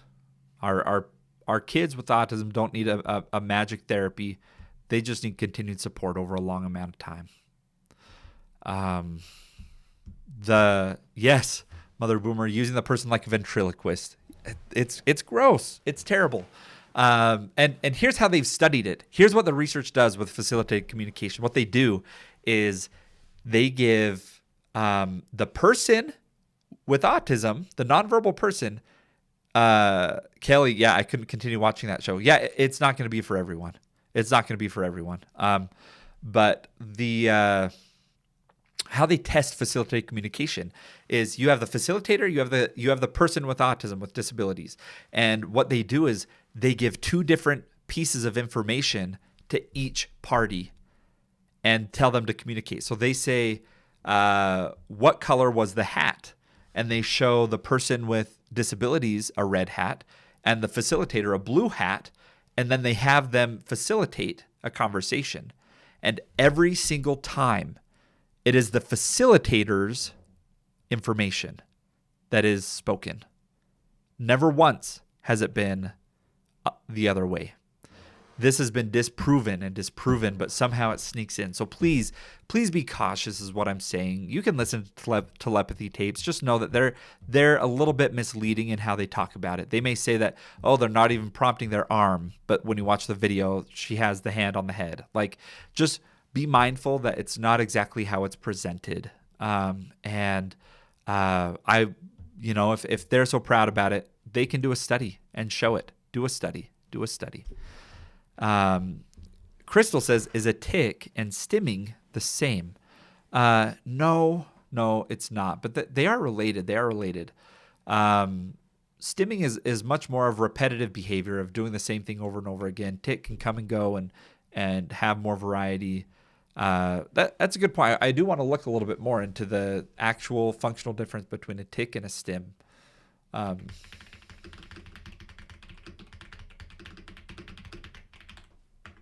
If you have thoughts, put it in the chat. I'm here to learn too. I don't always know everything. This is a good question. Okay, tics are involuntary neurological urges, and stims are self-regulation behaviors. There's a lot of overlap, though, between them. I think a tic is a lot more automatic. It's near impossible to mask a tic. Whereas if you mask stimming, you can be trained to mask stimming. And if you mask stimming, it's going to not regulate you, and it's going to be, it's going to cause problems. But physically, it's possible to do.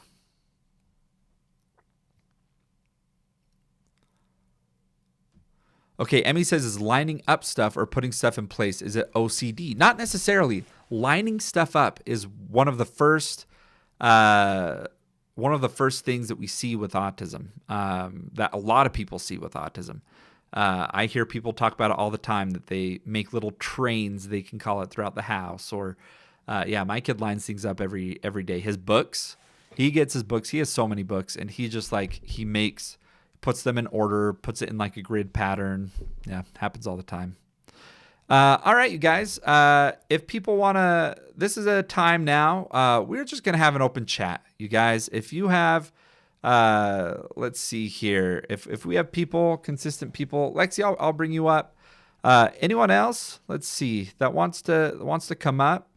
I'll send some invites out. Mallory, I see you here all the time. I'm going to see if my wife wants to come up. She doesn't have to, but she's fun to talk to sometimes.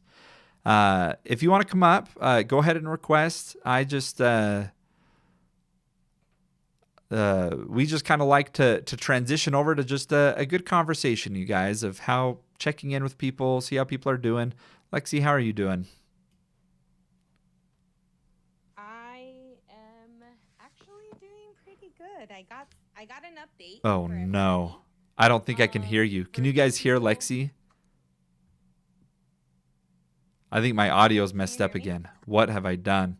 Can you guys hear her? Oh, no. Lexi, give me a minute. You can keep talking. Entertain the chat. I apologize. Keep talking. Okay. Let me fix something. So I have an update for the new people who haven't been here. I've been having an issue with the insurance. They're not wanting to cover the ABA services anymore due to the cuts that they have for Medicare. And after hours of being on the phone earlier this morning, I finally got a 90-day continuity of care. So he'll be in the ABA therapy until May 30th. Hopefully, the insurance thing fixes itself, or they fix it. And I feel like I'm talking to myself.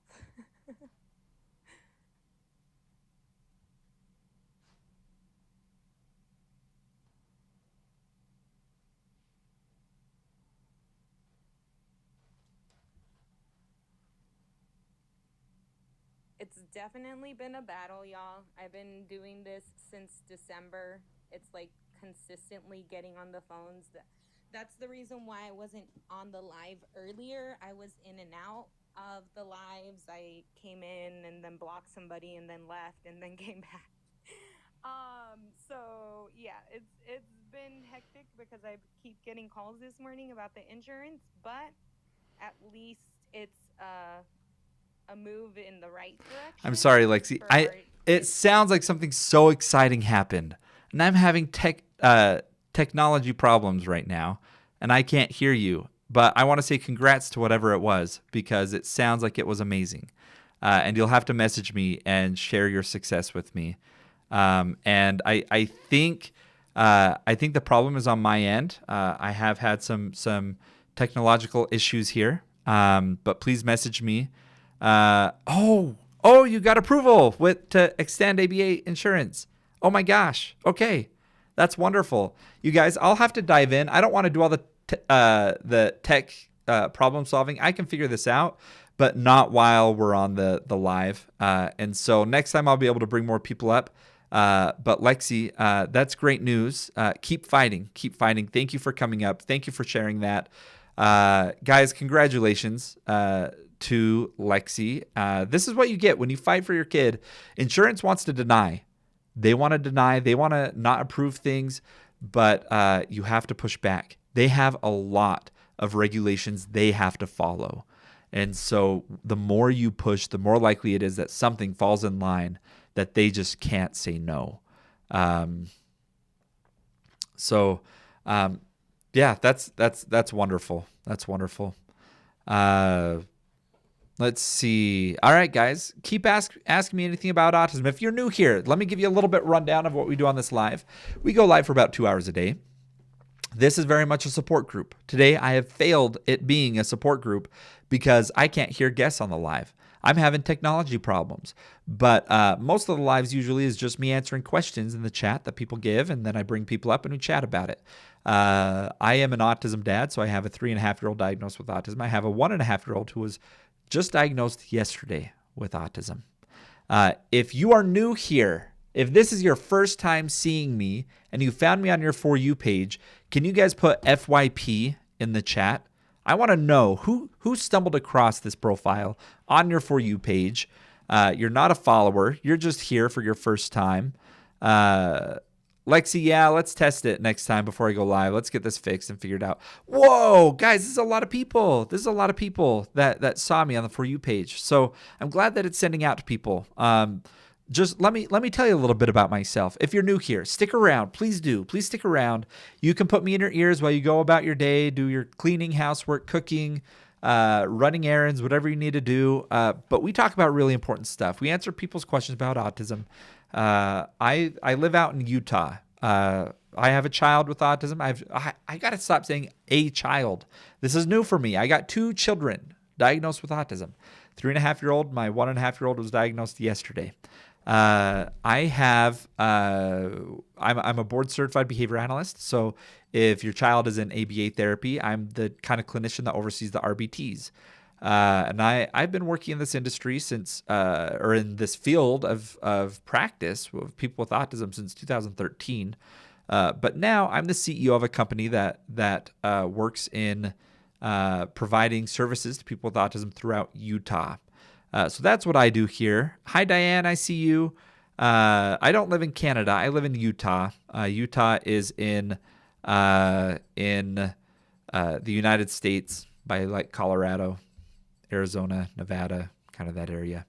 And so that's who I am. Hit me a follow because we go live every couple of days, but we like to get into the details of autism, whether you have autism, your child has autism, or you think your child has autism. We're here for you. This is a great community. Yes, Allie. The Discord, I have a Discord in the bio that we can come together, we can talk. It's not meant to be a debate platform, but people that come on here that talk about vaccines or detoxing or damaging, I tend to get passionate sometimes. Chaos, go to sleep. It's 3 a.m. What are you doing awake? Thanks for coming in. For real, though. I appreciate it. It's Anissa says, my 5-year-old girl autistic screams. What can I do to help her? It's Anissa. What are the situations that make it likely that your 5-year-old screams? That's kind of the first step of learning some of this. Melissa says, I'd love to hear what you suggest for a child that takes their clothes off when overstimulated. Oh, wow. Yeah, definitely need a lot more info if I were going to be the clinician providing clinical advice. But let me tell you some things that we have done, that I have done for people in a similar situation. Again, not clinical advice for you, but we have found that, one, there could be underlying sensory needs that are not yet met. And so that could be something like finding the clothes that are comfortable enough to keep the clothes on. Some other things that we've done is made it physically impossible to remove the clothing when you are in a place where you can't take off your clothes. And so they know if they're in their room, that's a safe place to take off your clothes, be naked. You know, this is what we talked about with like letting your child be who they want to be.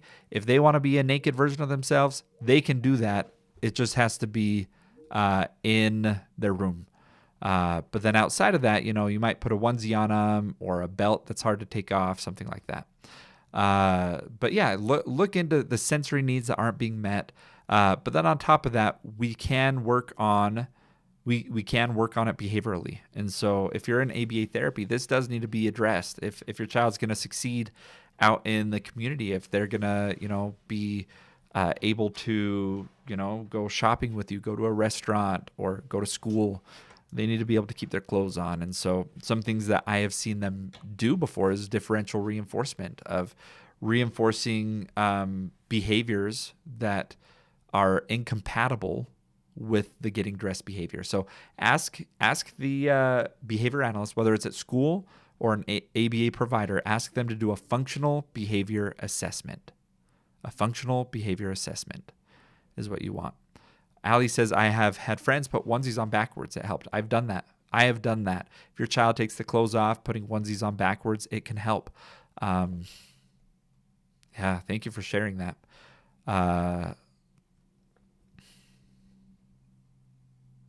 Katie says, any help with communicating for a nonverbal 3-year-old? Okay. Oh, my goodness.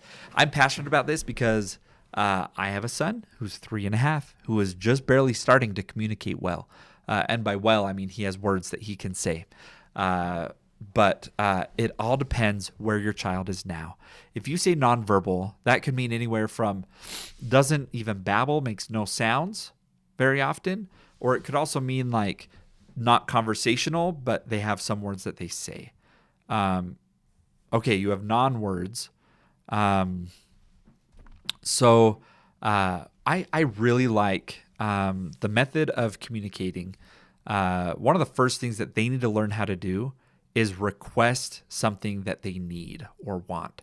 In behavior terms, it's called manding, M-A-N-D. And that is so powerful. When they're thirsty, we want them to be able to say water, whether it's through their voice or through signing. It doesn't matter at this point. We just need them to be able to say something that they want.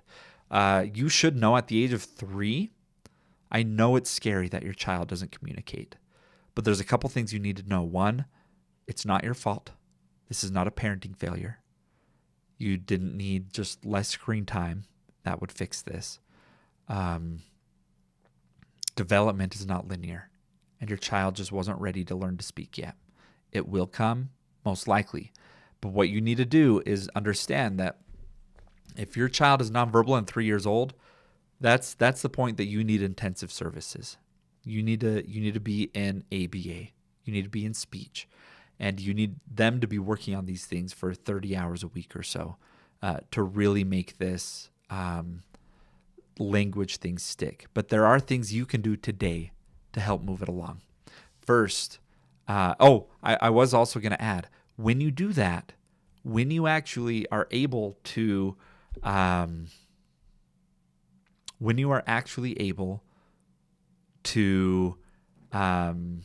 get into therapies, it's something like 95% of, I need to get the actual statistic, 95% of the people that go through like 30 hours a week of ABA and things like that are conversational at the end of that.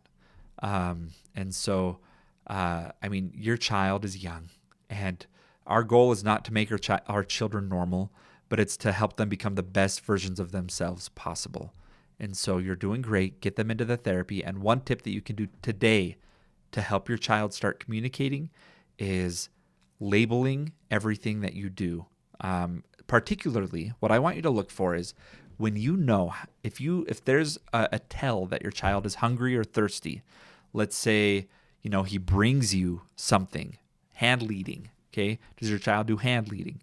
What I want you to do is I want you to take the thing that he's requesting, and don't say, I want cookie. No, all you're going to say is cookie, and then you give it to him. Don't make him say it. He just started hand leading. This is perfect timing. Whenever he hand leads you to something, don't talk in big sentences. Dial it back just a little bit. All we want to say is the one word that they're requesting for. Pick a word for whatever it is for that thing that they're bringing to you. If it's iPad, it's iPad. If it's water, it's water. If it's juice, it's juice. And you just say the one word and you hand it to them. And over time,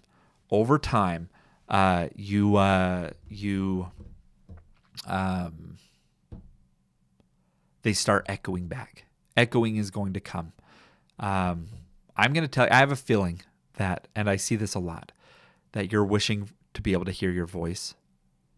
Within the next year, there will be a moment where you get annoyed by how much your child is asking or requesting. And in that moment, I want you to reflect back on where you're at today, that you would give anything to hear his little voice. It will come. It will come.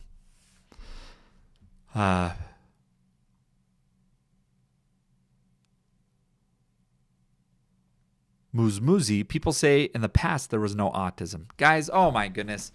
That is something I hear a lot. That is something that bothers me for sure, is like, oh, it's an epidemic. Have you guys heard this? Autism is an epidemic. Back in my day, kids didn't have autism. Yes, they did. Yes, they did. They were hidden away from the public. They were put into institutions. They were not supported. Absolutely, we had autism in the past. Yeah, Muzmuzi, you are spot on there. Yeah, FB Lake says, my son wasn't talking now, he's a parrot. I have to remind myself that, like, sometimes my son, one of the first words he learned to ask for was chocolate. And he goes, chocolate. And there have been times where I'm like, oh my gosh, will you just accept no and stop saying chocolate? And then I have to remind myself, a year ago, I would have given anything to hear his little voice. Hey says, yes, but the rise of it has increased. No, more people are diagnosed with it, but the occurrence of autism is the same. Does that make sense? We do not have an epidemic of autism. We have more awareness. Did you know that every single pediatrician, if you take your child to the doctor at 18 months and 24 months throughout the entire United States, pediatricians do the MCHAT to do a pre-screening for autism. And with that, we are identifying autism that, 20 years ago, they would have just said, oh, I mean, your kid's quiet, and the parents have to pretend like everything's normal and stress out about it until finally they catch up when they're 7 years old and get far behind in school. Like, no, we have supports now. We're not scared of autism. There's no stigma. We're not afraid to diagnose it. We have more awareness. There is not an epidemic of autism. There is an awareness. There's more support. Ali says, same. I get frustrated because of info dumping, but then I remind myself how lucky I am for, and I love you. Guys, yes, if your kid is talking, just remember today, let's put ourselves in the shoes back when our children weren't talking and what we would give to hear their little voice. And let that be optimism for those of you who have yet to hear your child's little voice. Do as much therapy as you can, as much support as you can. And whether that voice looks like their own voice or an AAC device or even the little wins of just being able to request their need the way that they can, I mean, it's a beautiful thing once they get it. So, Broncos for life. If my guest box was working properly today, I'd bring it up to have a conversation about it.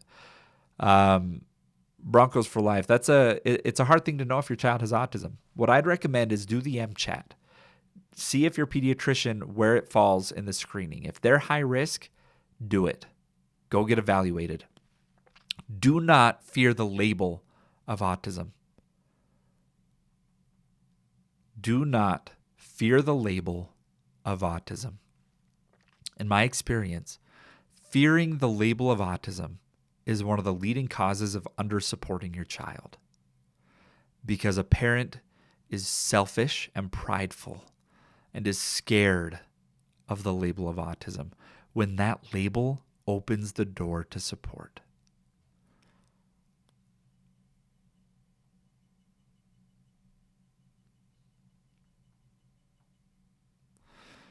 All right.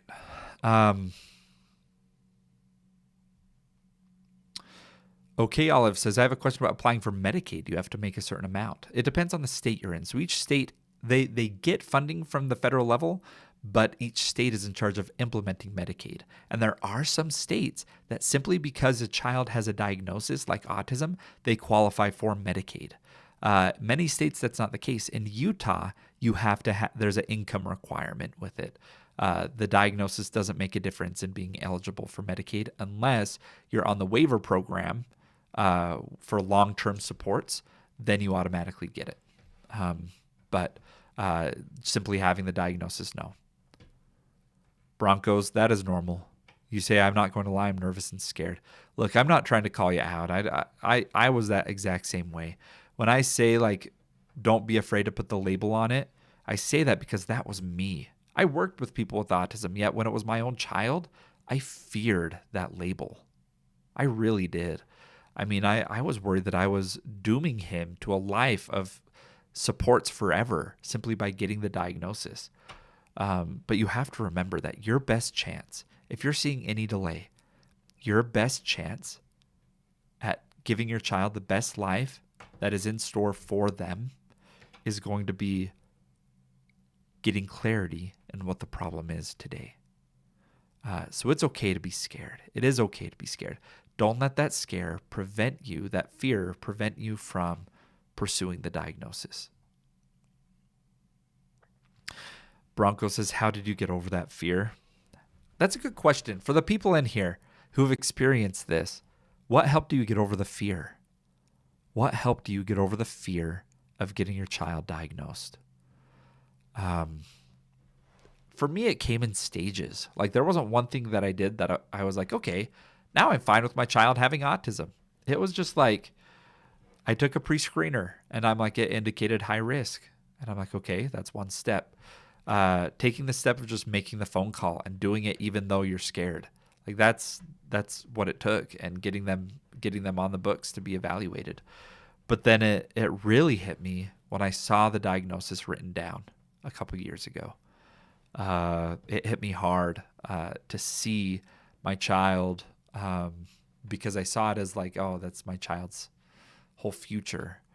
But then, to me, what has helped me is to know that My child is beautiful the way that he is. His differences make him special, and he needs support. And giving him that support in no way makes the autism worse. It addresses those concerns and makes it more likely they'll be more independent in the future. Yeah, Teresita says, I wanted support because I saw my daughter struggling and I couldn't help. Yeah. Diane says, I'm grateful that I work in this field so I was not blind to understanding what I needed to do. Lean says, how do you best prepare for an autism diagnosis as a woman that is already diagnosed with ADHD? Are you looking to get yourself diagnosed, Lean? In my experience, when you're getting yourself a diagnosis of autism, I have found it extremely validating for a lot of people that they have felt their entire life that they've been different and not understood why. They have felt that they didn't fit in. They have felt like they're performing on a stage without a script, while everyone else has a script and laughing or judging them. And suddenly, they get an autism diagnosis and it validates why they had those feelings. And so, yeah, Steph says, I was diagnosed and feel so much validation. Yeah, I love that.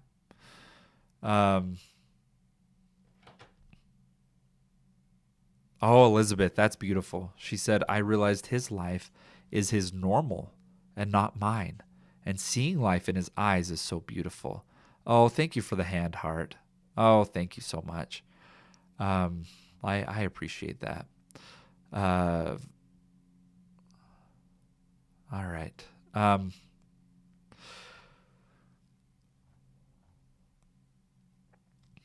Guys, I just want to tell you, thank you for being here. You're my village. I, like most of you guys, I have hard days, and being here with you and feeling your support and talking to each of you guys. I mean, you're part of my village. You're part of my village. So thank you. Thank you for being part of it. We go live every day for about 2 hours. Usually we have more interaction. We have more guests up. My mic, my guest box was not acting properly, and I have some work to figure out what went wrong. And so we do have a Discord. Join our village on the Discord. And hit me a follow to make sure that you can find me going live next time. I go live every day. Thank you guys. Keep fighting for your kids. Keep treating each other with kindness and love, and come back tomorrow around noon Eastern time, and we'll chat again. Thank you guys.